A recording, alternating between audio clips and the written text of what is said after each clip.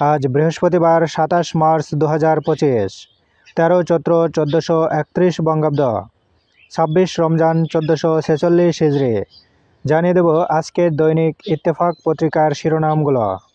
মহান স্বাধীনতা দিবস উদযাপিত, বৈষম্যমুক্ত বিভাজনহীন দেশ গড়ার প্রত্যয়। গাজায় হামাস বিরোধী বিক্ষোভ, যুদ্ধবিরতির চাপ বাড়ছে। বিচার বিভাগের পৃথক সচিবালয়ের খসড়া চূড়ান্ত, প্রধান বিচারপতির হাতে থাকবে সার্বিক নিয়ন্ত্রণ। রাজনীতি, দেশের স্বার্থেই চলতি বছরের মধ্যে নির্বাচন চায় বিএনপি, বললেন ফখরুল। সংস্কার ও বিচার ছাড়া নির্বাচন মানব না, বললেন নাহিদ। প্রতিদিন দৈনিক পত্রিকাগুলোর শিরোনাম জানতে লাইক, কমেন্ট এবং সাবস্ক্রাইব করুন। এবার শেষের পাতা। গণতন্ত্রের পথে বাংলাদেশের অগ্রযাত্রায় যুক্তরাষ্ট্রের জোরালো সমর্থন পুনর্ব্যক্ত। বাংলাদেশের সঙ্গে সম্পর্কের অব্যাহত উন্নয়ন জোরদার করতে চান শি জিনপিং।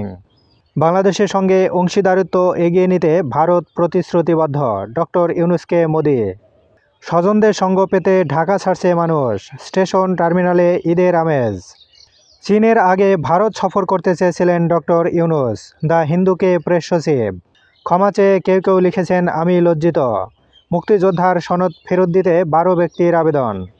ধানমন্ডিতে র্যাব ম্যাজিস্ট্রেট ছাত্র পরিচয়ে ডাকাতি, গ্রেপ্তার 4 জন। মার্কিন লেফটেন্যান্ট জেনারেল ভাওয়েলের সফরে সামরিক সরঞ্জাম বিক্রি নিয়ে আলোচনা। মিরসরাইয়ে বিএনপির 2 গ্রুপে সংঘর্ষ, নিহত 1 জন। রাঙ্গুনিয়ায় আওয়ামী লীগ নেতাকে কুপিয়ে হত্যা।